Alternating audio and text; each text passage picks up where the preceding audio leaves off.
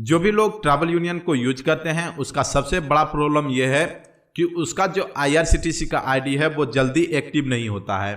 यदि आपका जो IRCTC का आईडी है वो 1 साल का वैलिडिटी खत्म हो गया है और आपको अपने IRCTC आईडी को रिन्यूअल करना है तो यहाँ पर सबसे बड़ा प्रॉब्लम आपको फेस करने को मिल सकता है, क्योंकि आपका जो IRCTC का आईडी है वो जल्दी एक्टिव नहीं होता है। इवन कई लोगों के साथ ऐसा भी हुआ है कि उसका जो IRCTC का आईडी है वो 3 से 4 महीने के बाद एक्टिव हुआ है। और यदि आपके साथ भी ये प्रॉब्लम हुआ है तो आप इस वीडियो के अंत तक बने रहिए। उसके अलावा यदि आप स्पाइस मनी को यूज करते हैं और ट्रैवल यूनियन को यूज करना चाहते हैं तो भी आप इस वीडियो को पूरा जरूर देखिए। हेलो गाइज, मेरा नाम है दीपक, आप देख रहे हैं DK टेक इन्फॉर्मेशन। जो भी एजेंट स्पाइस मनी के एप्लीकेशन को यूज करते हैं वो साथ में ट्रैवल यूनियन को भी यूज करते हैं, क्योंकि ट्रैवल यूनियन एप्लीकेशन में भी आपको कई सारे फीचर देखने को मिल जाता है, जैसे कि IRCTC का फीचर देखने को मिल जाता है ताकि आप ट्रेन टिकट बुकिंग कर सकें। उसके अलावा आप बस बुकिंग, होटल बुकिंग, ये सारे चीजें आप ट्रैवल यूनियन एप्लीकेशन से कर सकते हैं। और इसलिए कई एजेंट जो स्पाइस मनी को यूज करते हैं वो ट्रैवल यूनियन को भी यूज करते हैं और अपने ग्राहकों को ट्रेन टिकट बुकिंग करने की सुविधा अपने दुकान पर देते हैं, जिससे कि उसका जो बेनिफिट है वो थोड़ा सा इंक्रीज हो जाता है और लोगों को भी ट्रेन टिकट बुकिंग करने के लिए स्टेशन पर नहीं जाना होता है, वो किसी भी आम शॉप पर अपना जो ट्रेन टिकट है वो बुकिंग करा सकता है। तो इसलिए भी कई लोग स्पाइस मनी को यूज करते हैं ट्रेन टिकट बुकिंग करने के लिए। लेकिन यहाँ पर शुरुआत में आपको कोई भी प्रॉब्लम नहीं होता है, आप रेगुलर टिकट को बुकिंग कर सकते हैं, आप जितना चाहें उतना टिकट को बुकिंग कर सकते हैं ट्रैवल यूनियन के जरिए। लेकिन प्रॉब्लम तब शुरू होता है जब आपका जो आईडी है वो एक्सपायर होने वाला होता है। जब आपका आईडी एक्सपायर हो जाएगा तो वहां पर आपको अपने आईडी को रिन्यूअल करने के लिए 590 रुपए के पेमेंट को करना होगा। और ये जो पेमेंट है वो आपके स्पाइस मनी वॉलेट से ऑटोमेटिक डिटेक्ट हो जाते हैं। और हमारे केस में ये जो 590 रुपए का जो बैलेंस है वो 2 बार डिटेक्ट हुआ तो IRCTC का जो रिन्यूअल चार्ज पड़ जाता है वो आपको 1180 रुपए पड़ जाएंगे। यानी कि आपको हर एक साल 1180 रुपए का पेमेंट करना होगा ट्रैवल यूनियन को, ताकि आप ट्रेन टिकट को बुकिंग कर सकें, IRCTC के सर्विसेज को यूज कर सकें। पर जब हमारा जो आईडी है वो एक्सपायर हो जाता है, हमारा जो बैलेंस है वो हमारे वॉलेट से डिटेक्ट हो जाता है, उसके बाद आपको मैसेज मिलेगा कि आपका जो IRCTC का आईडी है वो अगले 24 घंटे में रिन्यूअल हो जाएगा। लेकिन ऐसा कुछ देखने को नहीं मिलता है। आपका जो आईडी है वो आपको 24 घंटे में, 48 घंटे में रिन्यूअल नहीं होगा।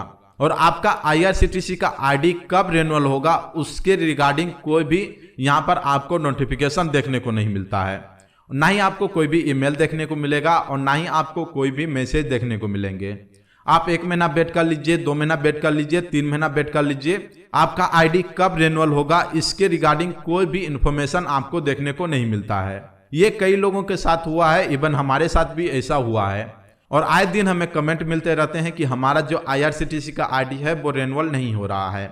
हमारे केस में IRCTC का जो आईडी है वो 4 महीने में रिन्यूअल हुआ था। और दूसरा सबसे खास बात यह है, आप हमारे स्क्रीन पर भी देख सकते हैं, आपको जो IRCTC का रिन्यूअल का जो डेट है उसी डेट से काउंट होने लगता है आपका 1 साल। यानी कि जब आपका स्पाइस मनी से बैलेंस डिटेक्ट हुआ था IRCTC आईडी रिन्यूअल होने के लिए, उसी दिन से आपका जो काउंटिंग है वो शुरू हो जाता है 1 साल के लिए। और यदि आपका यहाँ पर 6 महीने भी IRCTC रिन्यूअल नहीं होता है तो आपको 6 महीने के बाद फिर से IRCTC के लिए पेमेंट करना होगा।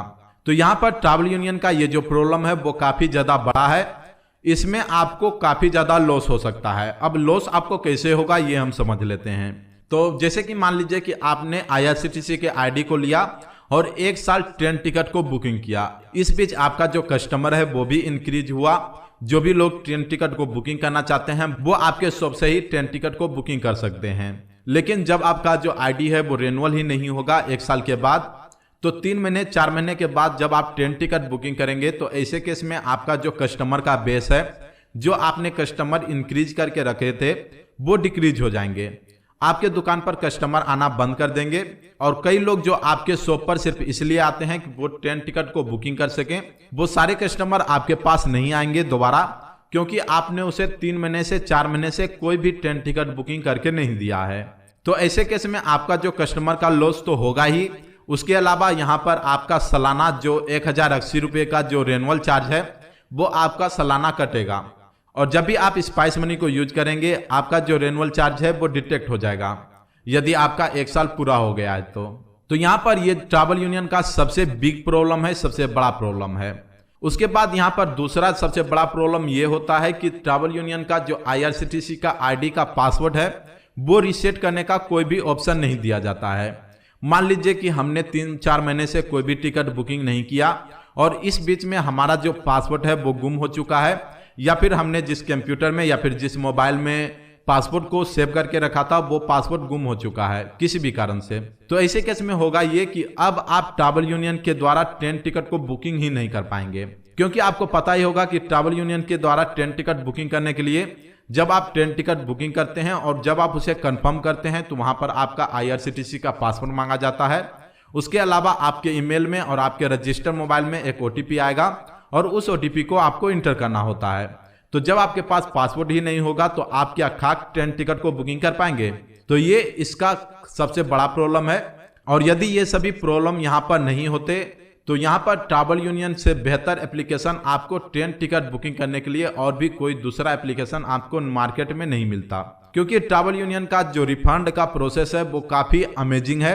यहाँ पर जो भी टिकट आपका बुकिंग होता है, मान लीजिए कि किसी कारण से आपका ट्रेन कैंसिल हो गया तो आपका जो रिफंड है वो आपको तुरंत ही मिल जाते हैं। इवन यहाँ पर आपको 24 घंटे में भी रिफंड देखने को मिल जाता है।